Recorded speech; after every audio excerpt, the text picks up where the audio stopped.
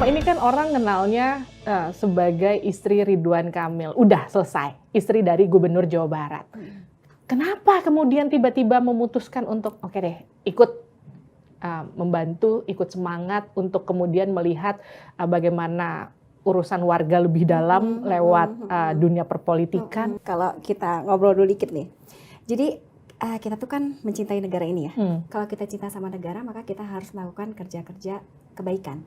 Nah, saya melihat karena saya ini latar belakang saya ini adalah pendidik ya, saya ini dosen. Kemudian saya juga ini adalah penggerak masyarakat, saya ini aktivis sosial kemanusiaan, termasuk pejuang hak perempuan dan anak. Maka itu bisa sebetulnya menjadi ranah perjuangan gitu. Jadi kerja itu kerja kemanusiaan gitu. Tapi apa dampak yang didapatkan hanya sekelompok orang atau mungkin lebih luas dari itu, tapi hanya sebegitu aja. Terus kemudian apa balasannya? Senyum warga. Waduh, itu udah bikin bahagia dan saya menyukai profesi itu gitu. Terus terang seperti itu. Nah, tapi kemudian ada lagi hal-hal yang bisa dilakukan, yaitu masuk atau kerja politik. Nah, ini adalah kaitannya dengan bagaimana bisa memperluas manfaat yang bisa kita berikan begitu kepada masyarakat. Nah, saya ini tadi ya, organisasi saya ini banyak banget. Saya ini kalau kata Kak Emil perempuan yang hiperaktif gitu ya. Jadi semua saya kerjakan, tapi semua bertahap ya, strategik gitu. Jadi saya selesaikan dulu satu, saya terima lagi tantangan baru, seterusnya seperti itu.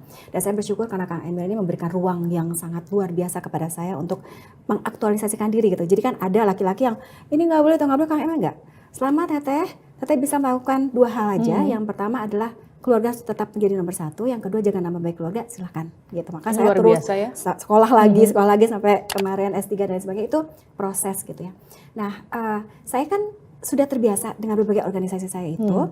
Saya melihat fenomena masyarakat secara langsung gitu, bukan katanya gitu. Saya berkaitan dengan masalah stunting misalkan, saya terkait dengan kasus-kasus kekerasan yang terjadi, saya menyentuh secara langsung apa kejadian-kejadian di masyarakat. Nah, tapi berjalannya dengan waktu dan kebetulan saya ini ada sesuatu yang mungkin berbeda dibandingkan dengan yang lain, karena saya ini pernah mendampingi seorang Ridwan Kamil, yang mana saya belajar banyak dari Kang Emil dengan bagaimana dia bisa menguasai segala situasi yang ada dengan cara-caranya yang menurut saya sangat elegan gitu ya. Jadi selama 10 tahun itu juga saya belajar bagaimana kekuasaan itu mampu untuk memberikan dampak yang sangat signifikan. Bagaimana perubahan masyarakat Kota Bandung dulu dari sebelumnya seperti apa menjadi seperti apa, itu tidak bisa dibantah ya, orang-orang tahu itu. Bagaimana kemudian juga ketika Kang Emil menjadi gubernur juga sama, sebelum dan sesudah itu terlihat nyata. Nah, saya belajar bagaimana ternyata itu kekuasaan itu bisa merubah dari sesuatu yang sebelumnya buruk menjadi lebih baik. Maka saya berpikir nampaknya ini sudah saatnya gitu. Saya kemudian untuk menerjunkan diri daripada saya ingin menunggu perubahan hadir dengan sendirinya. Saya di sini hanya bisa mengkritik dan lain-lain ya, karena terus terang saya ini orang yang sangat terbuka dengan Kang Emil. Kita sangat demokratis sekali.